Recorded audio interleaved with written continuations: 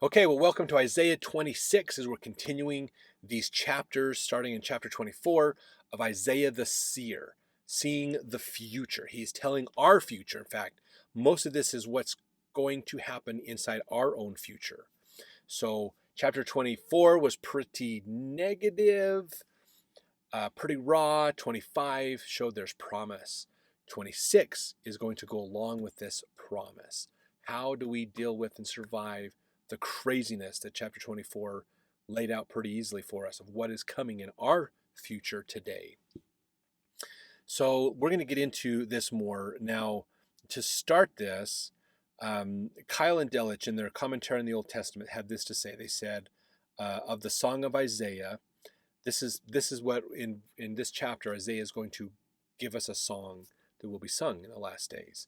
And they say, the prophet whom we already know as a psalmist from Isaiah 12 now acts as a choral leader of the church of the future and praises Jehovah for having destroyed the mighty imperial city and proved himself a defense and shield against its tyranny towards his oppressed church.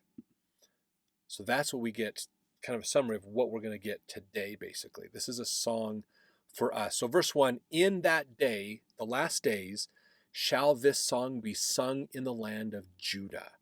This is Israel, Jerusalem, basically. Judah, the tribe, was in Jerusalem and that surrounding area. And it'll say, we have a strong city. Salvation will God appoint for walls and bulwarks. Open ye the gates, that the righteous nation which keepeth the truth may enter in. So we get to learn some things here. The nations who obey God can find peace in the city of God in the last days. This is New Jerusalem and Old Jerusalem. So as the destruction happens, there will be peace in the new Zion, the New Jerusalem, and the Old Jerusalem, as well as the Old Jerusalem accepts the gospel and improves, comes to Christ. So verse 3, thou wilt keep him in perfect peace, whose mind is stayed on thee, because he trusteth in thee. Trust ye in the Lord forever, for in the Lord Jehovah is everlasting strength. It's one of the few places they use the word Jehovah, Lord Jehovah.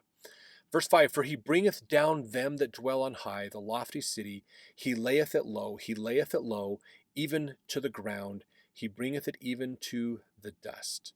The foot shall tread it down, even the feet of the poor, and the steps of the needy.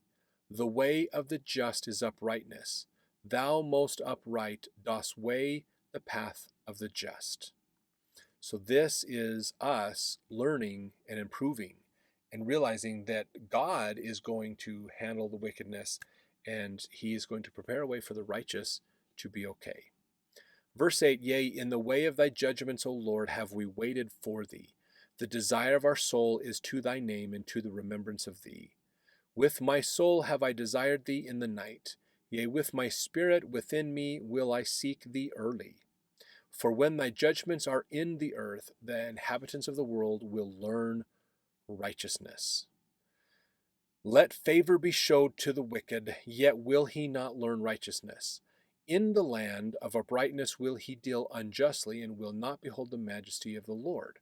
So again, God will offer his favor to the people, but the people will not recognize it. They are not going to take the opportunities to learn righteousness. They're going to be stuck in their thoughts and their wicked thinking. They're still going to believe that their old way of doing things is the better way to do it. And they're not going to come around to God. Verse 11, when the Lord, when thy hand is lifted up, they will not see. But they shall see and be ashamed for their envy at the people. Yea, the fire of thine enemies shall devour them. Lord, thou wilt ordain peace for us, for thou also hast wrought all our works in us. O Lord our God, other lords beside thee have had dominion over us, but by thee only will we make mention of thy name. So this is again talking about verse 12. It says, for thou hast wrought all our works in us. Realize that is going away from, they're realizing that the works of my hands isn't mine. That's not idolatry. God is using me to do his work, basically. And then realize too, that's what he's talking about. The other lords beside thee have dominion. Also, we will mention your name. We're not going to mention the other gods we used to worship, basically. Verse 14, they are dead. They shall not live. They are deceased. They shall not rise. Therefore hast thou visited and destroyed them and made all memory to perish. So people will give up idolatry. They will give up the false religions and go, yes, I need to. You are Lord. You are God. We get it. We're here. Verse 15, thou hast increased the nation, O Lord, thou hast increased the nation, thou art glorified, thou hast removed it far unto all the ends of the earth. Lord, in trouble have they visited thee, they poured out a prayer when thy chastening was upon them. Like as a woman with child that draweth near the time of her delivery, is in pain and crieth out in her pangs, so have we been in thy sight, O Lord. So as we consider this is this idea, and we're going to continue on with this, but again, a female metaphor. Women play such an important role in helping us understand the teachings of the gospel. So very, very important. So as a woman with child draweth near the time of her delivery, is in pain. Any woman will tell you that it is absolutely miserable when that time happens. When that baby's due, it's ready, it's delivery time. It's a tough, tough time. So I'm sure, ladies, you can put in the comments what that's like. What do you see as you read this? How does this relate to you? What are the things that you learn in your unique perspective as a woman who's literally experienced this, that you can teach the rest of us about the gospel?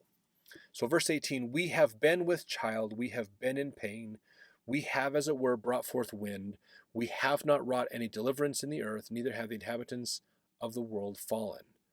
So this is, again, we have been so troubled, we can't wait for God to come. We can't wait for this to be over. The troubles, the pains we're experiencing, we can't wait to have this end. Verse 19, thy dead men shall live, together with my dead body shall they arise. Awake and sing, ye that dwell in dust, for thy dew is as dew of herbs, and the earth shall cast out the dead. So this is resurrection. People will be resurrected. The first resurrection and the other ones that'll happen after that. Verse 20, come, my people, enter into thy chambers and shut thy doors about thee. Hide thyself as it were for a little moment until the indignation be overpast.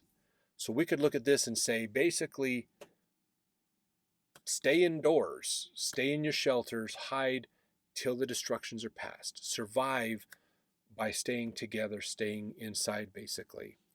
Verse 21, for behold, the Lord cometh out of his place to punish the inhabitants of the earth for their iniquity.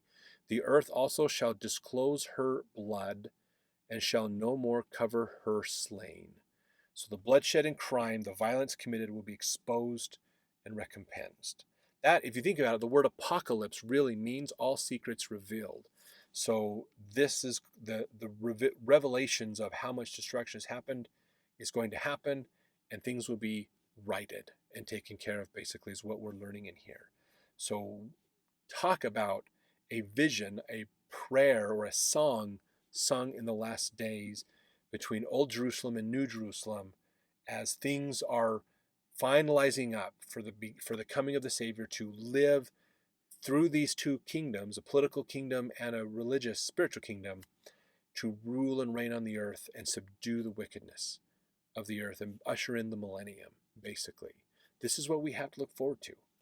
It's going to be hard. From now till the time the Savior comes is going to be one of the hardest times in human history. Again, we can look at the time of the Assyrian Empire's destruction of the area. We can look at the destruction of Judah during Babylon's conquest. That gives us an idea of what we have in store, basically, ahead of us, which does not sound fun. Oh my gosh. That is what is coming.